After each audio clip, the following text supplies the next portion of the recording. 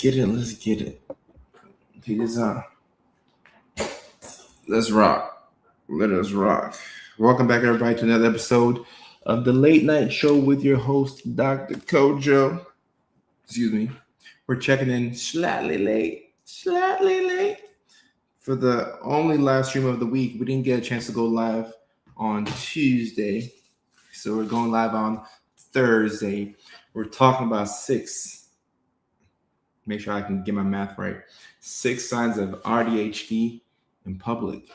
So we put a little twist on it this time. Put a little twist on it. This is what to look out for if you're trying to figure out if you have autism and ADHD in public.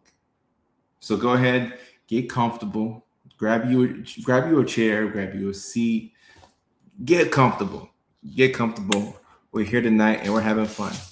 Use the comment section to let me know where you are checking in from. Where in the world are you watching this lovely live stream on this lovely day?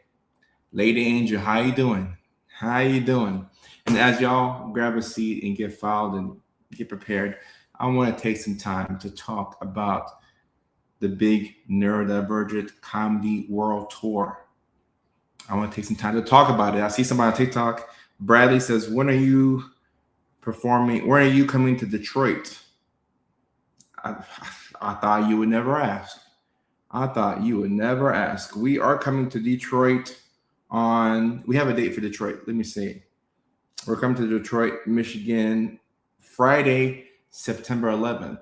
What a day to come to Detroit. We're coming to Detroit, Michigan, Friday, September 11th. So the big Neurodivergent Comedy World Tour is underway, guys. It's underway, and I would love to see you in the city near you or maybe even in your city. And just to recap, for those people who are maybe new to the platform and don't know what the tour dates are, let me go ahead and list off the tour dates right now. So in 3 weeks, we're going to be in Springfield, Massachusetts. July 25th, that's a Saturday, 8:30 p.m. Eastern Time. The next day is July 26th. We're going to be in Beverly, Massachusetts, which is 30 minutes outside of Boston. So we're in Beverly, Massachusetts on July 26th. That's a Sunday. It's a Sunday. The next month is August. The next date is the next month. Next date is August the 8th, a Saturday. We're going to be in Little Rock, Arkansas. August the 8th, a Saturday. Little Rock, Arkansas, 7:30 p.m. Central Time. The next week, we're going to be in Baton Rouge, Louisiana. August the 14th. It's a Friday in Louisiana. That same weekend, but on Sunday, we're going to be in Huntsville, Alabama. August the 16th. That's a Sunday at 8 p.m. Central Time.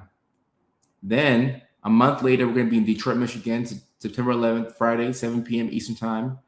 The following week, we're going to be in Chandler, Arizona, which is the greater Phoenix area.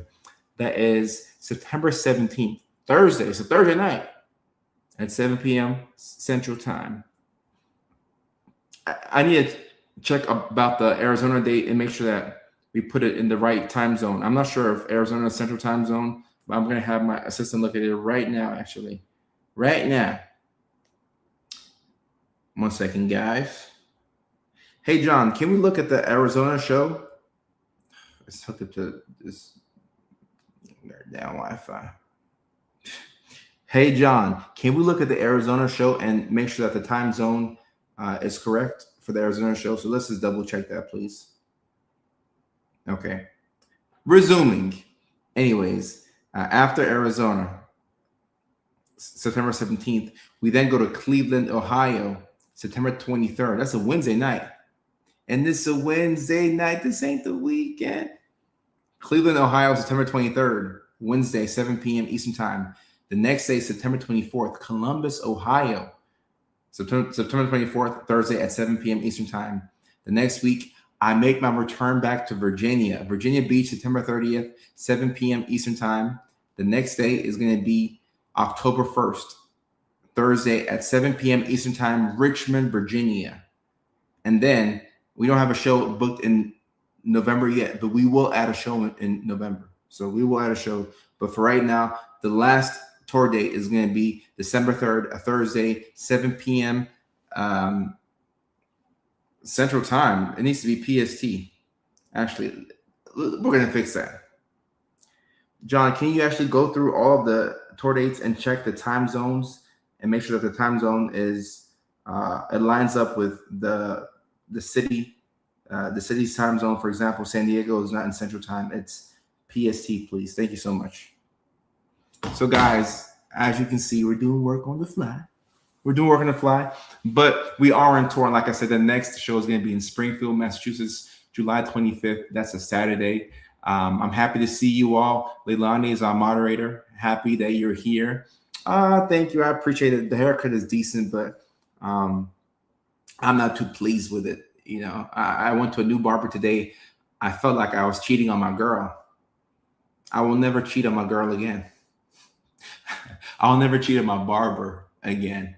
Cheating on your barber could be worse than cheating on your woman, because the haircut is decent, but I fell asleep in the chair, and he slightly pushed my hairline back, and I'm very specific about that because I record videos, and I'm very hyper specific on the way I like. No, not that's too low, but like he slightly pushed it back, and I wanted to keep my hair right here.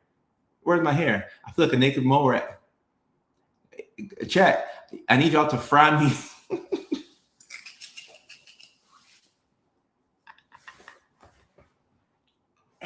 Chat, I need y'all to fry me in the comments because I won't look. I like keeping my what's this hair right here. I like keeping my hair full. You feel me?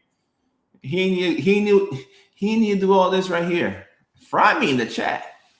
Well, I mean, if y'all like my haircut, then I appreciate that.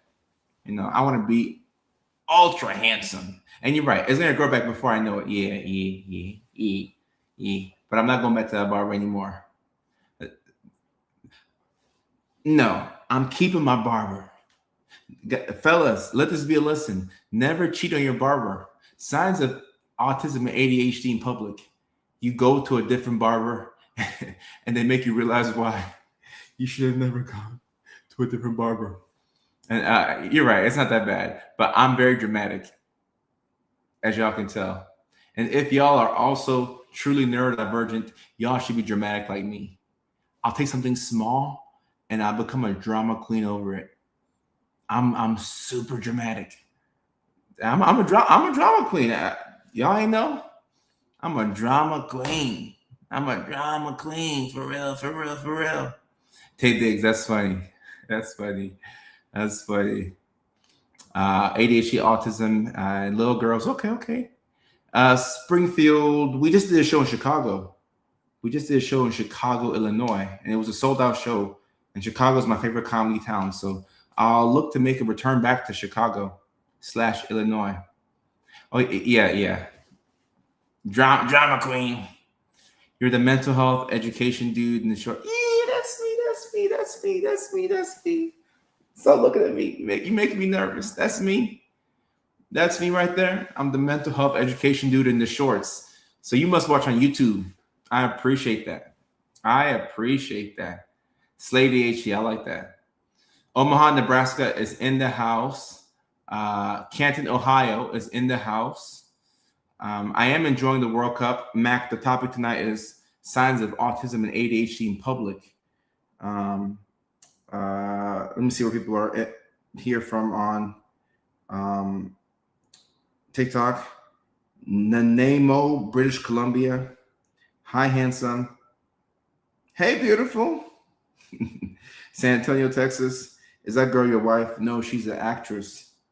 But depending on who you ask, when y'all ask me that question again later in the live stream, I'm going to confuse y'all and tell y'all that she's one of my 4 wives. So if y'all are in the live stream right now, I gave y'all the real answer. But for people who join later on, we're going to confuse them and tell them that I have 4 wives. But she's an actress and a good friend. That's Emily. Let me see where else.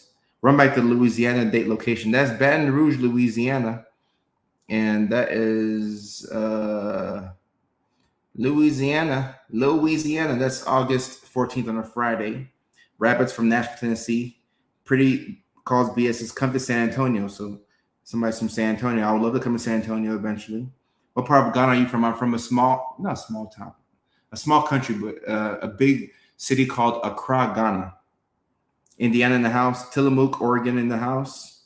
Okay, speaking of Oregon, I'm going to be in Portland, Oregon this weekend, enjoying 4th of July. So if y'all know anything about Portland, Oregon, put me on. Put me on. How did you and your wife meet? One of my wives. Maybe one of these days we will have a Kojo cruise. Charlotte, North Carolina in the house. Charlotte. Oh, Springfield, Illinois is practically St. Louis, Missouri. That does help. You should have just said St. Louis. I'd love to add a show in St. Louis, by the way. Chrissy says, I'm an AuDHD mom with AuDHD twins. My house is always drama central. So you can relate to what's going on here. A house full of drama queens. So y'all are just like me. I am very dramatic. I'm very dramatic. So I can relate to y'all. Very dramatic. Oh, real quick, let me speak about Seattle real quick. Guys, I tried my best to book that show in Seattle, and we weren't able to do it. It should have been July 16th. We didn't hear back from the club. It fell through. And that's on me for announcing the show before the ink had dried. So I still will look to come to Seattle. I'd love to come to Seattle before the year is over, but we weren't able to make that happen. So I do sincerely apologize to the people of Seattle and the people of Tacoma. And I would love to get a show there before the year is over. So thank you for mentioning that. I was in New York when the Knicks won. So of course I'm going to support the Knicks. Of course.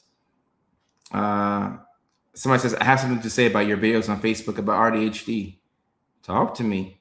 Riri says, I have an 8-year-old autistic child, and my 21-month-old was diagnosed today with a heartbreak emoji. Why do you have the heartbreak emoji?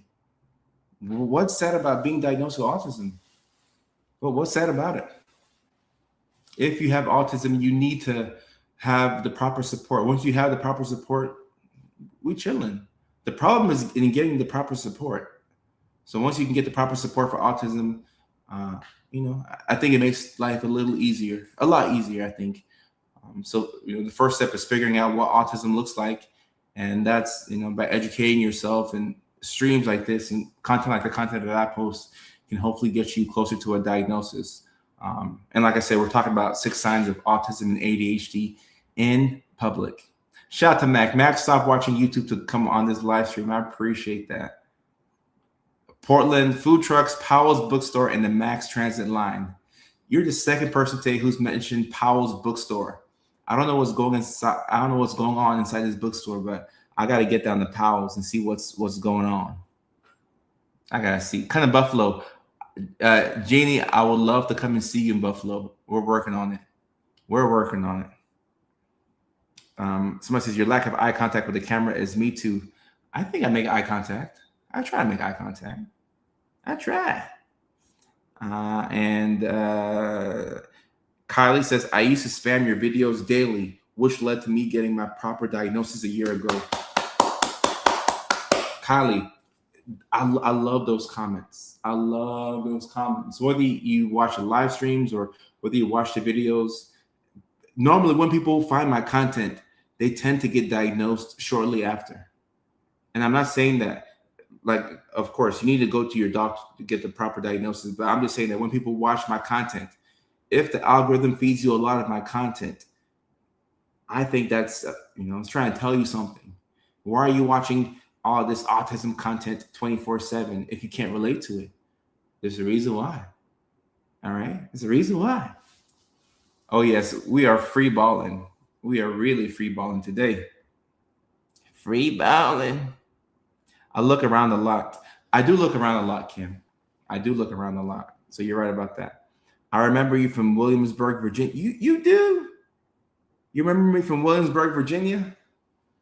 Oh, good times. Good times. A lot of love for Williamsburg. And when I go to Virginia on my tour stop, I think I will go back to Williamsburg, Virginia. And we'll probably film it, because we are filming a documentary. And I've had the cameras rolling for the past 3 years now. I've just had the cameras rolling all the intimate moments in my life, past ex-girlfriends, friends, comedy shows. So it's going to be really exciting to see this documentary come together and it'll be really special. I'll have it ready by the time the comedy special is ready. So that's going to mean a lot to me. It's going to be deeply personal. So that's super cool for me and for this entire community. Nice cut. Oh, y'all are so nice. Y'all acting like y'all want to be my fifth or sixth wife. Come on now. Your videos made me realize you can have ADHD and autism. So I got diagnosed with autism soon after. Rebecca, this is what I've been trying to tell the people. You know, at one point I wouldn't say but at one point people weren't sure that you could be diagnosed with autism and ADHD. But fortunately, thanks to creators like myself and other creators who make similar content, we now know that you can have both. And if you have autism and ADHD, life is going to be different as opposed to if you just have ADHD or if you just have autism. And I'm not saying just ADHD and just autism as if life is not difficult with just having one of those. I'm just saying just as in you have one or the other as opposed to having two. Because I don't want to minimize your struggle if you just have ADHD or you just have autism. So I hope that makes sense right there. I hope that makes sense right there. Well, you want to be wife number 8. Guys, I don't know how many wives I can have, but 8 sounds like a lot. 8 sounds like a lot of wives. I don't think I have the bandwidth for that. I think we'll just stop at like 5 or 6, right? 5 or 6. 5 or 6. Gold purple flower. I appreciate that. And guys, speaking of the autism, ADHD, AuDHD skits, the ones that I post where I play 3 characters, I wrote some more scripts. So we're going to have some more autism, ADHD, and AuDHD videos coming your way. So I'm excited about that. So not only will we have this live stream and more live streams like this, but we're going to have more autism, ADHD, and AuDHD videos coming your way. We're going to have more skits coming your way. I know y'all love the skits. So we're going to have more skits coming your way. I'd love to have more skits coming with Emily. We have new actresses coming. Like, we have so much in the fold for y'all. So I'm super excited. I'm super, super, super excited. All right, guys. So I already announced the comedy dates earlier in this live stream. And you know that the very next show is going to be July 25th in Springfield, Massachusetts. The next day is July 26th in Beverly, Massachusetts. So we talked about that. So now let's get into the 6 signs of AuDHD in public. Okay. 6 signs of AuDHD in public. Number one. All right. You are somebody who, when you go out in public, you are constantly scanning your surroundings. 6 signs of autism and ADHD in public. You are somebody who is constantly scanning your surroundings. If you do this, I think you'll be shocked to realize that there are people out there who don't scan when they go out in public. There's people out there who go out in public and they just enjoy. Like, they're in the moment, they're laughing, they're having a good time. They're not scanning their surroundings, looking for things that can go wrong. They're not constantly studying people and trying to figure out what they have to say or if they're in the right place. There are people out there who do that. And then there's the rest of us, right? Those of us who we have to scan the surroundings. And this also has to do a little bit with complex post-traumatic stress disorder, which tends to happen if you have ADHD and or autism. So if you have just one of the two, a lot of times you will have this complex post-traumatic stress disorder, and that will make you somebody who is hypervigilant. So for your safety, you're always trying to make sure that you're sure that you're safe, which is not a bad thing inherently, but it does make it difficult for you to be in the present moment. So you'll be looking forward to something for weeks, and then you'll get to that event. And once you get to that event, instead of enjoying it, you're just kind of looking around, making sure that everything is okay. And you're just double checking and triple checking, and things are okay. And you'll go home and realize that there was no imminent threat around you, but you're just kind of scanning around the area. And this is why people who are autistic and have ADHD make really good anthropologists, or sociologists. Like if you study people for a living or for a career, I think you would do great. You would do great because you study people like to survive.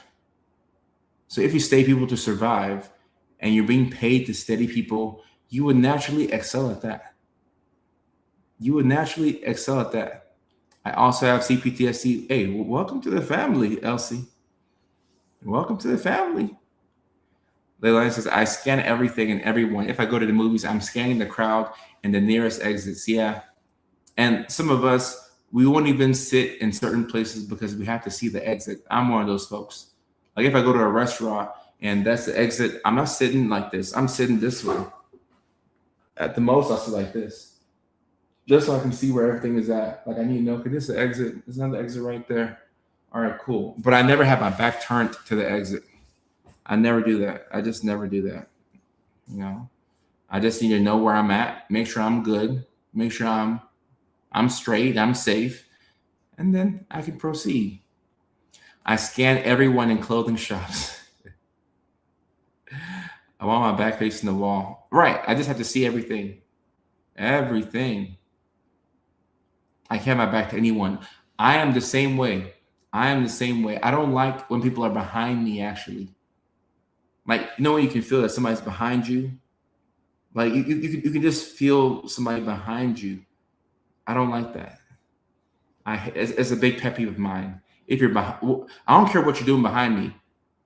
If you're just kind of like walking behind me, like hurry up and walk and move on, you know. But just being behind me, or if you're I also hate when I'm on the phone and you're looking over my shoulder to look at my phone.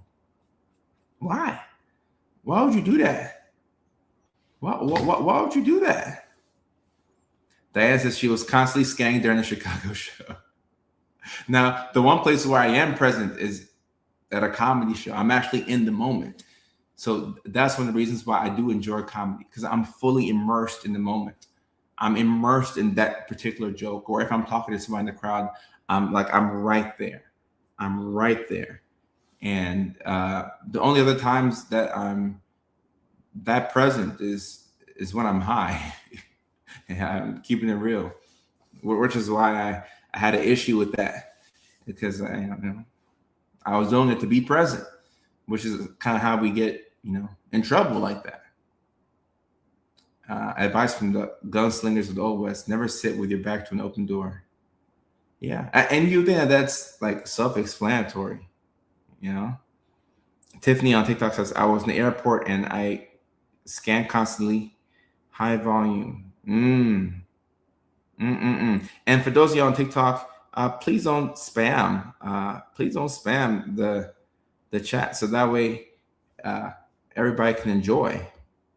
We want everybody to enjoy, right? We want to have a good time. Let's have a good time, all right? So let's not try and spam. I grew up in the Valley, conservative territory. Now, look, if you have complex post-traumatic stress disorder or even PTSD, you probably will do this regardless. Like if you've had any family members who served overseas and they're in the military, they never sit with their back turned to the exit. Like they always know where the exit is at. They could also be autistic and have ADHD. I don't know. But this comes with trauma in general. And we can use deductive reasoning, right, to imply that I'm saying that if you have autism and ADHD, you have a fair amount of trauma. And I am saying that, especially if you're undiagnosed. Like for all the people in here who are late diagnosed autistic and late diagnosed ADHD, you have some amount of trauma. I'm not saying you have a lot of trauma, but you have some amount of trauma that comes with being somebody who has felt different your whole life and not having the language to describe why you feel so different or how different you feel or why you feel like you can't fit in with people. Because you know that there's something that's there, but you don't know what it is. So you're just living your life and you don't have the language for it. And that can be traumatic, guys. It can be traumatic. It can be traumatic. Are you and the girl actually dating? Or somebody says, why do you always film with her? I film with her because she's a fantastic actress, and she's really good. You know, I'm like, why you want me to switch up the actress? I mean, I will. We'll get some different ones in there, but I think Emily is fantastic. My cat is called Kojo. What am I supposed to do with that information? My cat is called Kojo. Ooh, this is a good one right here. Hypersexuality is how I found out I'm AuDHD. Ooh, this is a good one right here. This is not one of my signs, guys. So I have 6 signs of AuDHD in public tonight. No, I guess you could have, sex in public, but I wouldn't recommend it, guys. You can get caught and it wouldn't be a good thing for you. But aside from that, hypersexuality, you do see this in autism and ADHD. This is actually, this is actually something that could help you arrive at a diagnosis.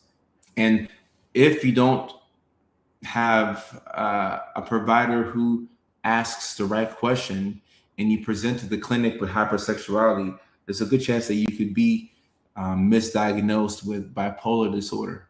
Because when people think of hypersexuality, I think they, the first thought is bipolar disorder, somebody who's manic, somebody who is on a like a high, and they're just making all these decisions and they're leaning all into their emotions and they want to have fun.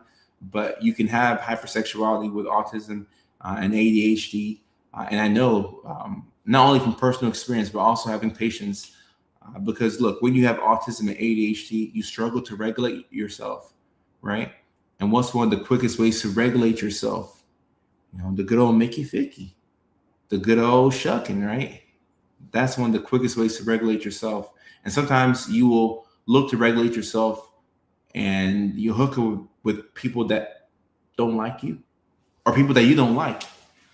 So this is actually a good point right here. Good point right here. And thank you for sharing, G. Thomas. That explains my 20s and 30s. Yeah. And guys, also another reason why sometimes we can have hypersexuality is because our frontal lobes don't fully develop until a little bit later. So sometimes not until you're like 30 years old that you have a fully developed frontal lobe. So until your frontal lobe is developed, you're not making the best decisions for yourself, right? You're going off of pure emotion and you're going off of what feels good, and you disregard the consequences that could come later. And look, guys, I'm very upfront and vulnerable about my life and some of my choices, and I've definitely struggled with this. I've definitely struggled with it.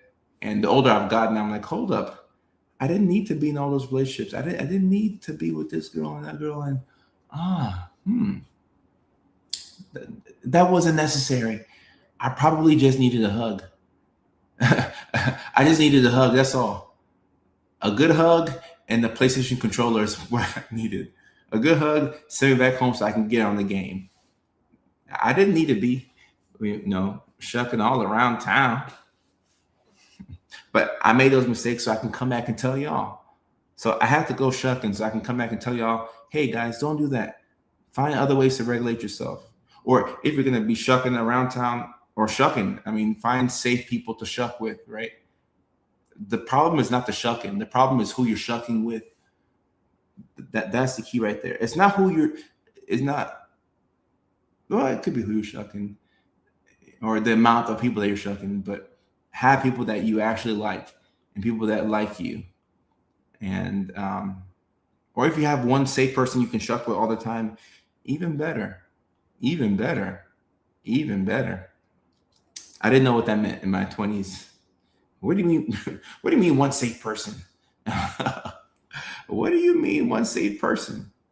And see, this is what I'm talking about. You'll be misdiagnosed with bipolar disorder, and it could be autism and ADHD, guys. So it's important to have a clinician who asks all the right questions. All the right questions. I married my first, and he ended up making me a beard. What does beard mean, guys? Can somebody help me out? I'm not familiar with the terminology. Making me a beard. What does beard mean? Help me out, guys. Help me out, chat. My AuDHD was misdiagnosed as bipolar. Yep. Beard is a gay man's wife. Gay man's wife. Okay. All right. Okay.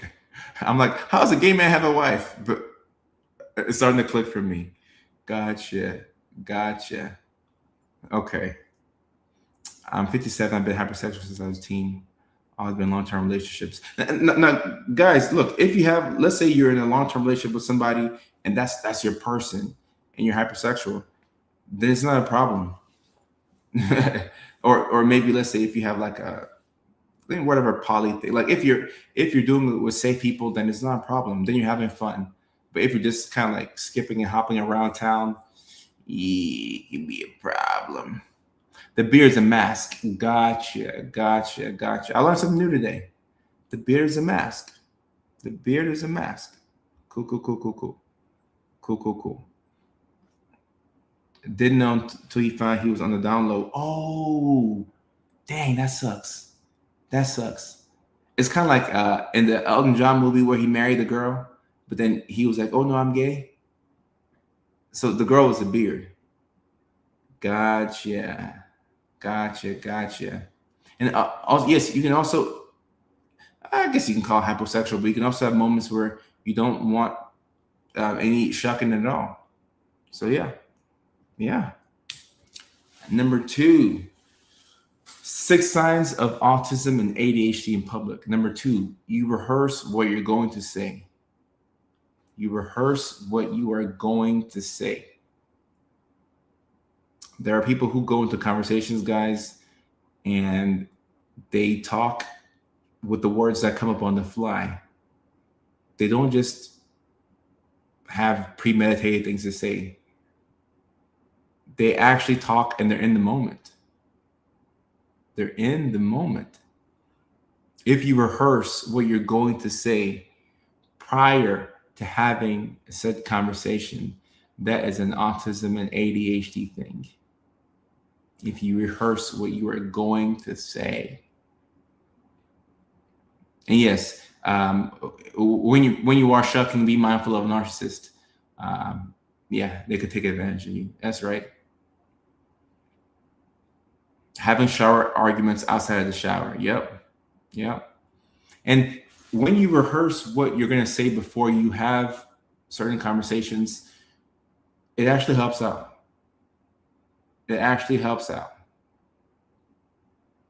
Like if you rehearse your conversations in advance and you talk to people, you will be smoother. You will appear to be more articulate because it's kind of like a test where you had the answers before. Like if you have the answer to the test, you're going to do well.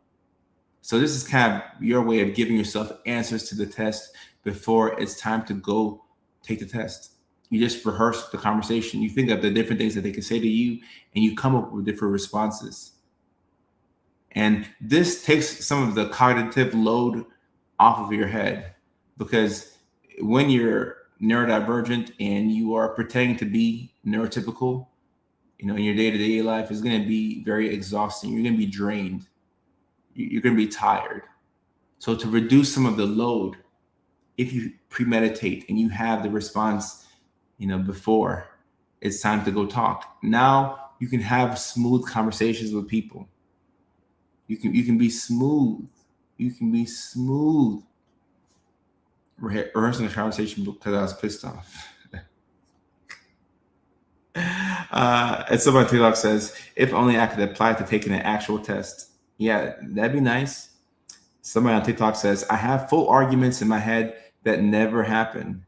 And look, if you have arguments in your head that never happen, then when those arguments could happen, you know what to say.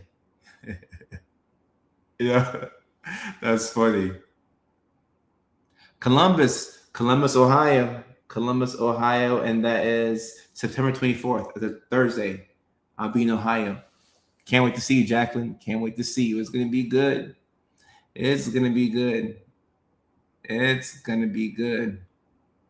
I rehearse and rehearse But when I have the conversation, I get too anxious and my rehearsal goes out of my head and I freeze. That sounds like autism and ADHD. Now, not diagnosing you, but I'm saying that that's consistent with this community. Yes, sir. Yes, ma'am. For sure. I assumed everyone rehearsed conversations before they happen, and a lot of us don't know that this is neurodivergent because it's the only way we've ever lived our life. So it's news to us that everyone doesn't do this. And I've definitely rehearsed conversations in advance because I don't want to look like I'm, you know, the odd man out. So I'm like, all right, let me just think of what could be said to me and come up with different responses. So that way, when I'm asked a certain question, I have about 4 or 5 different responses. And then that's one way to pretend to be normal. Now, I am tired of having to pretend like I'm normal, but I have pretended as if I am normal to make things easier for me, to make life easier for me. That's why we do it. It's not because we don't like ourselves, but we want to make life easier for ourselves. So if you have responses to things that could be said to you, now we get to be normal for 10 hours out of the day, 8 hours. Someone says, how are you? Well, I'm fine. What'd you do this weekend? Oh, I got out the house a little bit, checked out a few restaurants, watching TV. Now, you didn't leave the house this weekend, but you're just saying that because it sounds nice coming out of your mouth. Oh, what are you into? Oh, I like fine arts. You don't know what fine arts means. You're just saying it because it sounds good. I like fine arts. I like traveling. I like reading. You haven't read a book in years. You listen to audiobooks. You say, oh, I like reading. I like to educate myself. You don't even read. It just sounds nice to say. When you're ending a conversation with somebody, you're like, oh, take care. Take care. Oh, I'll talk to you soon. Oh, yeah, I'll talk to you soon as well. You have no plans to talk to this person, but you're just saying that because it sounds nice. Oh, yeah, I'll talk to you soon. Yeah, I'll call you back. Yeah. For sure. Take care, bro. I do this, and sometimes I don't even realize I'm doing it because it becomes so automatic. So every now and then I have to realize, I'm like, Kojo, you a damn liar. You a big liar. Lying to these folks like you're going to get back to them. Not that I don't want to get back to you. I be busy. I've been moving from one thing to the next. Wyoming in the house. What's up, Wyoming? Okay, Wyoming in the house. And Jasmine says, rehearsing is a game changer. It really is. It really is. And when you are rehearsing, you sound, you look a little crazy when you rehearse. Like if somebody had a camera on you rehearsing at home, you look a little crazy, right? You're about to go to this big event, this big social gathering. It's going to be some baddies out there. Or for the women, it's going to be some fellas out there. Or for whatever you're into, there's going to be that out there. So, it's going to be some baddies out there. So you're just kind of rehearsing. You're talking to yourself. Oh, hey, where are you from? Oh, I'm from Nashville, Tennessee. But you're like, okay, I have another response. Oh, I'm from LA. I'm going to say I'm from LA this time. Okay. What do you like to do? I like to watch football, but I like to travel. Where do you like to travel to? I like to travel just all across the U.S. I mean, I'll travel for work. I'll travel for comedy. I like to travel to Europe. I like to go to Canada. Different responses just to make yourself seem a bit more interesting.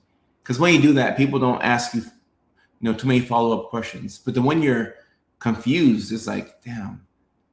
That's when they ask you all the questions. Like, damn, like I didn't practice that. Like now I'm taking forever to answer the question, and now I just feel more awkward.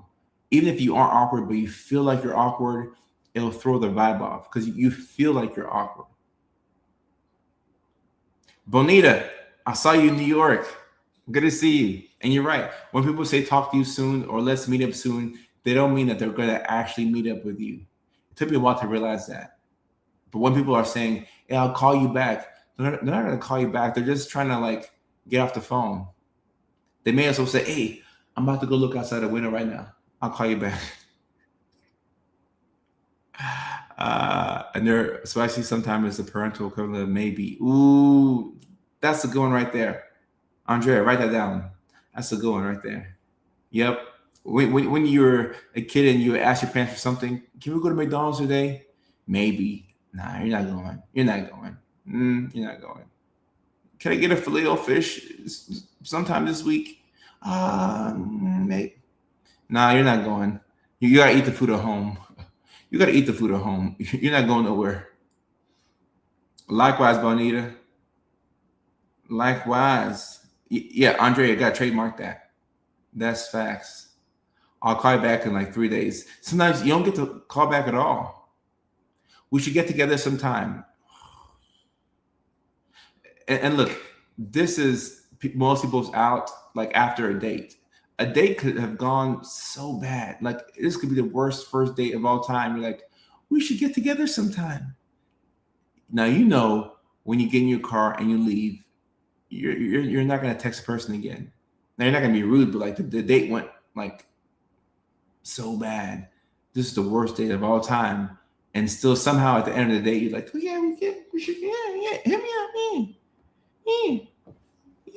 yeah, we should get together, yeah. No, you don't want to get together with them. You're just saying it because you rehearse. It's a rehearsed response. That's not even what you believe. It just sounds nice to say it. Signs that you may have autism and ADHD.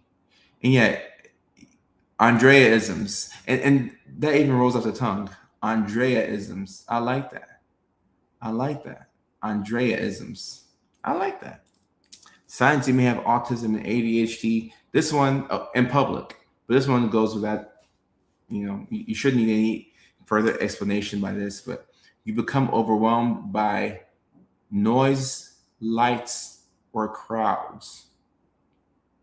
And that one actually goes into my next one. My next one, I had it as the sixth one, but I need to put it next. Because if you become overwhelmed by noises, lights, or crowds, it's going to dictate your day. You know that when you go out into certain environments, you're going to have a bad time because it's going to get too loud for you. It's going to be too bright for you, or it's going to be too many people. When you go out to a sporting event, you know that you could have a good time. But even if your team wins, there's a lot of people in the stadium, and it can be overwhelming. Imagine being at an Alabama football game, 100,000 people deep in the stadium. That's 2% of the whole entire state's population, all crammed inside Bryant-Denny Stadium. And you look around, and you see all the red, and you see the lights, and it's flashing. And then they're playing Dixieland Delight. You're having a good time as long as you don't realize how many people are actually there. So when I'm at a football game, I have a good time. I have a great time. I only get anxious when I realize that there's a lot of people there and that leaving is going to be a potential nightmare. So sometimes I try and leave, like, if it's a blowout, you can leave in the fourth quarter. But if it's a close game, I'm like, nah, I gotta stay. I gotta stay because it's a close game. Like it's worth the trouble. Or when I go to a Dodgers game, I like my LA Dodgers, but leaving a Dodgers game is absolutely dreadful. Oh my good. If you leave at the end when everybody leaves, which is what you do when the Dodgers win, it is a nightmare to get out of Dodger Stadium.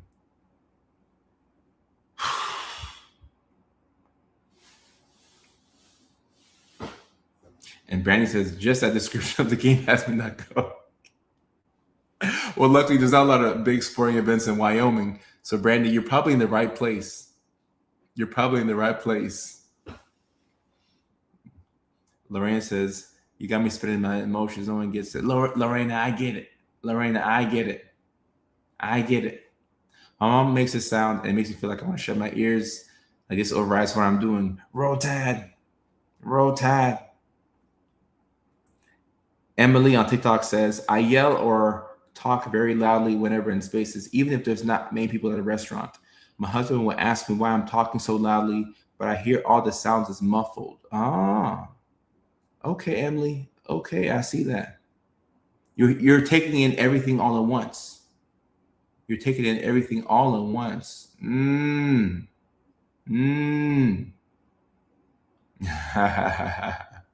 This is funny right here. School events when you leave. And school events can be difficult because these are environments where you're expected to be, like chill. You're expected to be cordial at a school event. Like there's a lot of fake smiling that goes into being at a school event. So you can't be like, oh man, I'm gonna get out of here. You can't be like, oh yeah. Emily, people can relate. Emily, people can relate. People can relate. People can relate. Oh, when it's hot, it's even worse. It is. It is. It is. And that brings me to my next one. And I think somebody alluded to it. What was it, Bonita? Somebody alluded to my next point. I can't find the comment. But this right here is definitely a sign of autism and ADHD in public. This next one. It was number 6, but I'm going to make it number 4. You wear headphones or sunglasses to make public spaces more manageable. Some of us never leave the house without these. I hate it when I left the house and I realized that I did not have my headphones with me. It almost ruins my whole day. But when I check the car and I see that I have these with me, I know that I can do anything. With my headphones, I can do anything. I can be in any environment. Like I can do anything. Because I put them over my ear, now I'm chilling. You can make all the noise you want. I'm good. I'm Gucci because I got my headphones. I got my headphones. I was looking for my shades too. My shades are somewhere here. Or maybe they're in the car. Can't find them. Hopefully my shades are in the car. Headphones. Oh, you're saying you use earplugs. Earplugs work too. I like these because these catch it all. Like put it over my ear. I can't hear a single thing you're saying. Headphones while shopping. And also, African church be loud. That's sunglasses are another hack. If you find yourself wearing sunglasses all over the place, yeah, it could be autism and ADHD. I wear sunglasses at the airport. Not to look cool. I think that they do make me look cool, but it's not to look cool, but it's to allow me to not be so bothered by all of the things happening in the airport. When you're in the airport and you have these on with some shades, oh, we're chill now. I'm good. With all the traveling that I have to do being on tour, when did I start traveling as a national headlining comedian? I think it was 2 years ago. Yeah, so the past 3 years of my life, let's say, I've been on airplanes 1 to 2 weekends out of the month, sometimes more. That's not normal, guys. It's not normal to be on airplanes like that and to be traveling like that. Probably part of the reason why, I'm not in a relationship. I'm always gone. But when you're traveling that much, you just can't tolerate certain things. I can't do the smells. I can't do farts on airplanes. I always have masks. You will never catch me at the airport without a mask, without shades, and without headphones. I will have all three because I have to protect myself. I don't know what's going to happen. I got to protect myself. I need all three. Mask. And the mask is only for like when I get on the plane and I'm about to go to sleep because I don't want to be, shook or woken up by, like an awful smell. So I keep a mask on me. I keep a nice little mask on me. But then I got the shades on too. And I got the headphones. Yeah. Now I'm able to travel. But I honestly think that if I didn't have those three, it would be very difficult for me to do comedy and to travel. It's because these are long flights coming from the West Coast to Boston, like I'm going to do in 3 weeks. West Coast to Beverly, Massachusetts, to Springfield, Massachusetts, Connecticut. West Coast to Alabama, West Coast to Ohio, West Coast to these are long flights. That's a long time. Neck pillow. I'm not a big neck pillow guy, but I mean I wouldn't be opposed to it. The most important thing is I need the mask, I need the shades, and I need the headphones. And because people be farting on planes, the mask is probably the most important thing I need. I go mask number 1. Number 2, I go headphones. Then 3, shades. If it's night, I switch up 2 and 3. Mask, shades, then headphones. Because in order for me to sleep on the plane, I want it to be really dark, like super dark. So a really good pair of shades will make it seem like it's nighttime. And Gabby says, I'm a therapist who has had a goal to be a comedian. Gabby, do it. Find you an open mic somewhere in your city, in your town, and do it. Lawson Powell says, OMG, I bring the big headphones everywhere. Is that a sign? I mean, I can't say that bringing headphones everywhere is a sign that you're autistic and have ADHD, but the person who has autism and ADHD will roll around with things like this. And they won't be ashamed about it. Either this or you'll have like the AirPods in, or you could even have the Meta glasses on, and then you can go like this to increase the volume of the glasses, and then go like this to decrease it. Anything to help you create your own world within the world. Yeah. Blackout curtains. Very helpful for some of us. Concert earplugs. Yeah, they can help without the soundproofing of the environment. Big headphone, listen to one. That's me too. That's me too right there. And Emily says, how come ADHD and autism have overlapping symptoms? Because both of them are spectrums. So if ADHD is right here, if ADHD is a spectrum like this, autism is also its own spectrum. So they're both spectrums, so symptoms can overlap. We don't refer to ADHD as being a spectrum, but it is a spectrum. It most definitely is a spectrum. It definitely is a spectrum. Ooh, this is another one right here. Signs you may have autism and ADHD in public. Number 5? Where am I on the list? Yes, number 5. You impulse buy things you didn't come for. Yeah. You go to the store, you have a list of things that you need to buy. You need you some cereal, you need you some water, you need some protein shake, you need some stuff for the dog, you need some laundry supplies. And then you end up buying some headphones that you didn't plan on buying. That's actually how I bought these headphones. I didn't plan on buying headphones, and I realized that I had lost my other pair of headphones. I'm like, you know what? I do need some headphones. I'm like, damn, these things are kind of expensive. Swipe. I got it. I'm like, I need it. I need it. And luckily, I will use this. However, I like following my budget, but I didn't follow the budget when I got this. I'm like, nah, I'm going to use it. Swipe. You impulse buy things that you didn't anticipate on buying. And guys, sometimes this is just kind of how life is. If you have autism and ADHD and you struggle with impulsivity, the same impulsivity that could lead to hypersexuality is the same impulsivity that will have you buying $300, $400 headphones, actually, if I'm being honest, without you making a plan for it. And then we justify it by saying, I really need some headphones. Well, Coder, you could have got some headphones that cost $30 or $80. You didn't have to spend this money on the headphones, but I'm like, no, I need it. And then you lie to yourself to justify why you impulse bought some expensive headphones. And not Gabby, it is a lot of money. And my brother has these same headphones, and he's been raving about them He's been trying to get me to buy them for 2 years. I'm like, no, I don't want to spend that money. I found myself in Walmart.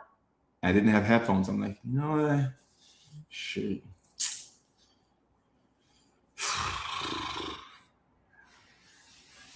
I don't think some headphones would hurt me right now. We always find a way to justify the impulse purchases or buying another pair of $200 running shoes on the way to something else. And Andrea is right. What you really should do, honestly, to curb the impulsivity is you should wait a week. You should wait a week. And if you don't forget about it and still want it, then you get it. I do think if I waited a week, I would have got these headphones regardless. But maybe I'm just saying that to defend the impulse buy. Maybe I'm just trying to defend my lack of planning. But if you give yourself some grace, you don't want to be impulsive with everything, but give yourself some grace and give yourself some leeway to make some impulse purchases. But give yourself a number that you don't want to go above. Say, okay, guys, hey, nothing over $25. That's what I should have done. Nothing over $25. I can allow myself to buy something impulsively, but nothing over $25. You have to give yourself a hard limit, or else it won't be good. It really won't be good. And somebody says, waiting a week is so real. I add to my cart and decide later. That's also super smart. That's also super smart. Add to your cart and then come back to it tomorrow. Even if you give yourself 24 hours, you'll make better decisions. Add the cart, come back in 24 hours. If in 24 hours you still want it, get it. But then you wake up the next day, you're like, hold up. I don't want none of this stuff. I was going to spend $175 on 4 items from the TikTok shop. I don't use any of these things. What was I thinking yesterday? Oh, I was low on sleep. Another good rule. Don't buy before bed. Don't buy before bed. Don't buy before bed.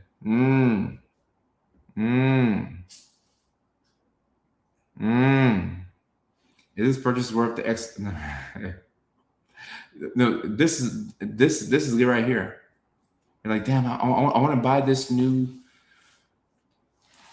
Okay, all right. So right now, the thing that I want to buy not impulsive, but the thing that I want to buy is NCAA 27 and Madden 27. Okay. Those 2 games will cost me, I think, $140 for the pre-order. $140. All right. Now, looking at my schedule, I'm not going to have time to play video games like that. Now, if I was younger and I played video games for like 4, 5, 6 hours a day, yeah, but I don't have time to do that. But some part of me wants to go buy these games and spend $150 on 2 games that I may not play that much. So now I'm like, okay, is this worth the X number of hours of working to go buy 2 games that I probably won't play? Now, I'll get the games later when it's like Black Friday or it goes on sale or when I have a gap in my schedule. But we just added a couple more comedy dates, so I don't have those gaps in my schedule to just hop on the game and play. But I sure do enjoy playing the game, but I don't have the time. So I'm not going to waste $150, or I wouldn't call it waste, but we can wait.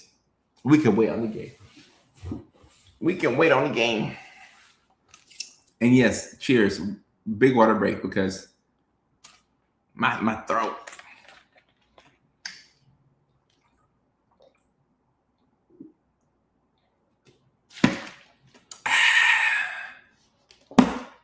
Well, I like this. My mom told me that people used to put the cards in a plastic bag and freeze it so it wouldn't be easy to get to if they want to spend too much. See, this worked back in the day, but now some of us have our card numbers memorized. I surely have memorized. So I can cut up my card right now and I can still go on Amazon and purchase because I have it in my head. So what's the point? What's the point of freezing it if you're gonna memorize a card number regardless? Right. It's on the phone too. So Eh, I mean, worth a shot. Freeze it if you want, but you have it on your phone. You have it on your phone. Ooh, number 6. Ooh, this one right here. This is a lot of us. Ooh, make you ficky. 6 signs of autism and ADHD in public. Number 6. You avoid asking employees for help unless you absolutely have to. Autonomy. This comes from a need for autonomy. Every neurodivergent person needs to have some type of autonomy in their life. You need to feel like you have agency over a couple of things in your life, because a big part of your life revolves around asking people for help. You will need help in order to feel like a functioning human being. If you have autism and ADHD, you will need help in order to feel like a functioning human being. That help can look like somebody who helps you communicate. It can look like somebody helping you find a different job that pays better. It can look like you having a housekeeper, a dog walker, a friend to talk to, somebody to come over and help you get stuff done, a body doubling person who helps you get emails sent. You will need some type of help, some way, somehow. So when you need so much help, you feel a bit frustrated and hopeless. So you want to do things on your own. So when you go to the store and you're looking for something and you know that it's somewhere in the vicinity, but you don't know where it is, instead of asking somebody for help, you would rather walk around the store for 20 minutes. You walk up, down, left, right, all over the store. And then when you can't find it, you're like, all right, you either ask somebody for help or you go home and then you Instacart it.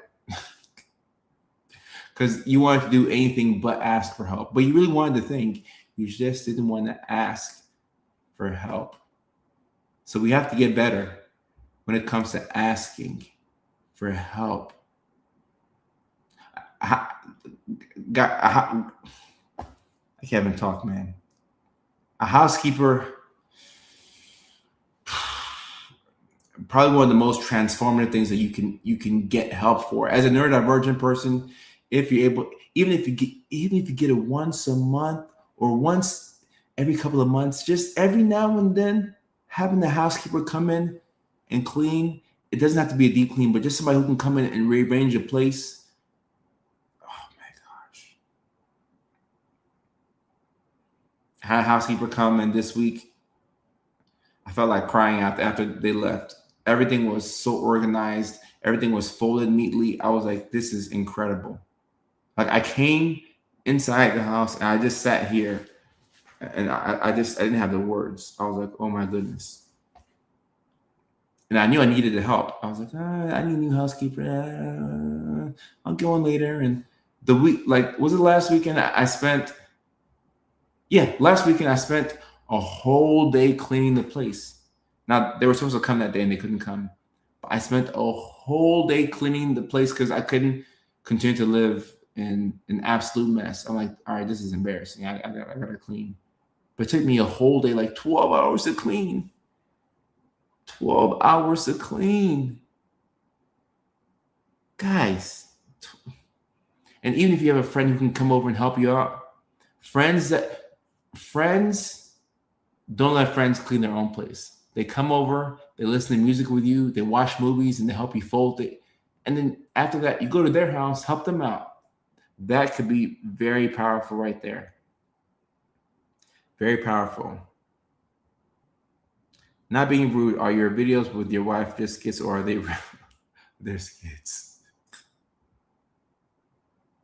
They're skits, guys. Your wife is my daughter. Well, guys, I guess I've been given a wife. At this point, I don't know if I could have a wife in real life. I'd be like, hey guys, this is my wife. It's like, no. Where's Emily? Where's Emily at? No, guys, this is my actual wife. No, where's Emily? No, but this is my wife, and these are my kids. We don't care about her. Bring us Emily. Another reason I'm striving for financial freedom: you can buy off stress and need cleaners. And guys, ADHD and autism, a side effect of these conditions is that it's going to be expensive. It will come at a cost. So whatever your money glitch is, everybody has a money glitch. Well, I don't know about everybody, but everybody has things that come to them naturally. It may or may not make money, okay? But if you have something that comes to you naturally that makes you money, hold on to that skill type because that's your leverage. This is the realest thing I've said on live stream. Whatever you have as a talent or a skill or a degree or whatever you do, that is your advantage that can help you generate revenue. Whatever is your money glitch, hold on to that because that is where your freedom lies. Because maybe you aren't the best at cleaning your place. Maybe you aren't the best at doing the dishes or sweeping or mopping. But if you can pay somebody to do it, to give you more time to then pick up an extra shift to work, it would take off a lot of stress. A lot of stress. Guys, there it goes. That's my actual wife right there, Diana. I've been trying to hide her from the world, but I couldn't show the world my actual wife because I knew y'all were gonna be like, no, we want Emily. I'm like, no, but Diana's my actual lady. It's my actual lady.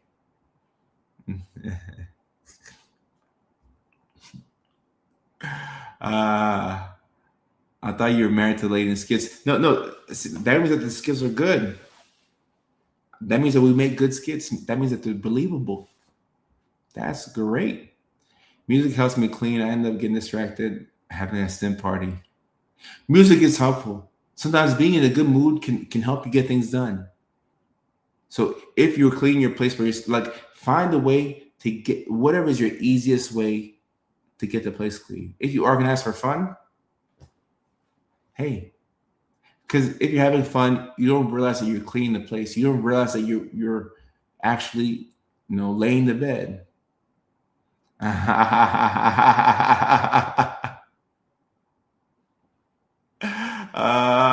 That's funny. That's funny right there. That's funny right there. I love to see your wife and babies when you have them watch that live. Okay. Yeah. I may bring them on the internet. I'm not sure if I would do that. I'm not sure, actually. Because so much of my life is public. I'm not sure if I'd actually bring my real life wife on the internet. I think there's a better chance of me marrying Emily than doing that. Melissa, it takes off a lot of stress. Yeah, it takes off a lot of stress. A lot of stress. A lot of stress. Having hair salon gave me 2 places to clean. Ooh, it's a lot of places to clean. It's a lot of places to clean.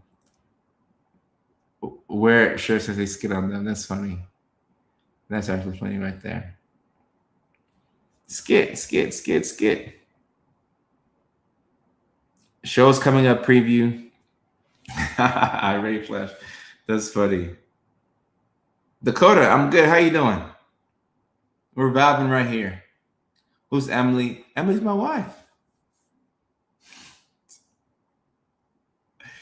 Jessica, keep it to myself, huh? Keep something to myself, right? Keep something to myself, right? I like that. Appreciate you, Dakota. Yes, sir. I'm happy you can come on live too. I appreciate that. You still have the RAM person that. Hey, yep. That's the beauty of short form content. That is the beauty of short form content for sure. Someone's like, "Where's your wife? Look, where's your wife? Where's your wife?" They're that version SNL. That's funny. I can't tell them. Oh, okay. That's funny. But yourself and Emily aren't just colleagues, right? Yeah, no, we're good friends for sure. We're good friends for sure. Emily's a very special person to me. For sure. Most definitely. And like I said, we'll have different actresses and actors in the skits. But I know that Emily has a big, a big hold on the community, and she's been a big contributor. So, people really appreciate her, and that's the magic of making content. And also, she actually does have autism and ADHD, so it makes it so much easier to make the skits when somebody actually is neurodivergent, and I'm also neurodivergent as well. Because the best acting comes from lived experiences. So it's not even acting, actually. It's actually not even acting. It's actually very real. It's her acting, her portraying things that are going on in her actual life, and me portraying things that are going on in my actual life, or scenarios that I've actually been in, just like her. Local business shout out. Okay. Well, when I come to Beverly, I hope to learn a little bit more about your local business. I hope to learn a little bit more about it. I have a special person, and OMG, it's so beautiful to have someone. It is a beautiful thing to have somebody. It really is a beautiful thing to have somebody. It is. An IRL stream of political family would be interesting. It would. It would. We have to see if she's down for that. We have to look into that. We have to look into that. I know. I mean, I think back to some of my favorite shows growing up. I also got super invested in the couples. Like, it would be like real life to me. Like, I thought that Martin was actually with Gina. And when I figured out that they weren't like together in real life, it crushed me. I'm not gonna lie. I'm like, no. I thought Gina and Martin were together. I thought they were in love. Like, it kind of crushed me. It ruined. I mean, it didn't ruin the show for me, but it was kind of like a little letdown. I'm like, dang it, I thought that they were like in love. So it kind of can crush you when you're like, damn, that was my favorite couple. There's a new girl in this skits. I hate the new girl. Bring back the old girl. Do you have kids? No kids that I know of. No kids that I know of. I love the patience that you show, Emily. Reinforce that I don't just get anger when I case with my emotions. That's how I start following you. Okay, cool. I appreciate that. No, the skits have gone a long way to really illustrate some real life neurodivergent scenarios. And they are one of my favorite ways to communicate. They really are. The boy who was crying because Jaylen Brown was traded. I did not see that, but his tears were warranted. The fact that Jaylen Brown was traded for Paul George makes no sense. Makes no sense. They just gave him up. That's crazy. Let me see. When you have someone who gets you without over explaining. Right. And that's one thing I will say about the skits. I think that one thing I know for sure is that Emily has dated people who are just like me, and I have dated people who are just like her. So it's almost like dating or marrying Emily would be an extension of my past relationships, and then vice versa. So that's actually an interesting realization. Definitely an interesting realization. So I think all that helps to, make chemistry in the videos, because you have to at least imagine how you would be with somebody in real life to make things work. I want to learn to do that. Would be a drama 24/7. What do you mean be drama 24/7?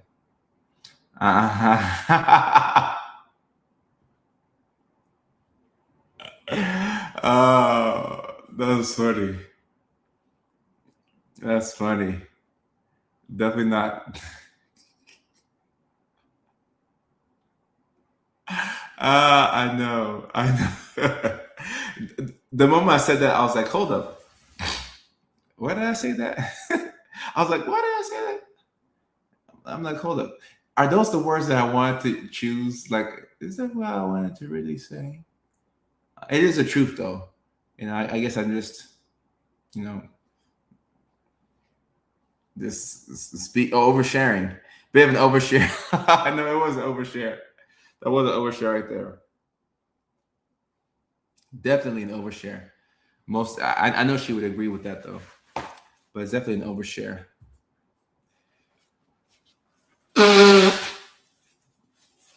There are past relationships for no.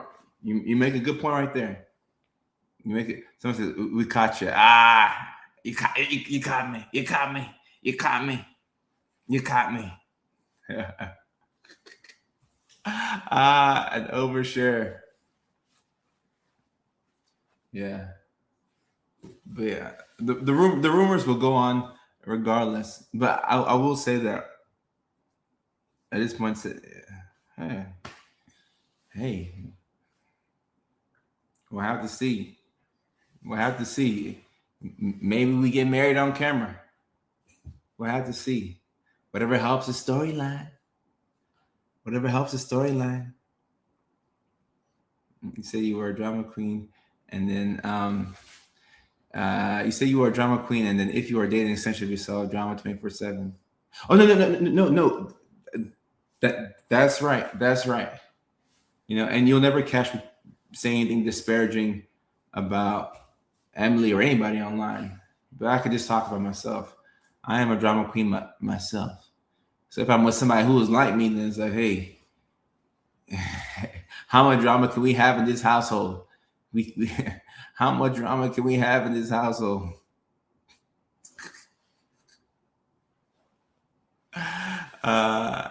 We are in the Q&A section, by the way. Negative thoughts that keep coming up. You have to drown them out with positive thoughts. Drown them out with positive thoughts. Sometimes there's no refrain. We have to drown them out with positive thoughts. A drama llama. AuDHD wedding day short form content would be. So y'all want to see a wedding? Yo-Yo Lee saying Seattle. I spoke about the Seattle tour date and why we weren't able to do it. I should not have announced the show in advance. I tried to get the Seattle show going July 16th. We weren't able to do it. So I will look to come around to Seattle sometime later this year. But my apologies on not being able to, land the Seattle show. My apologies. AuDHD wedding day.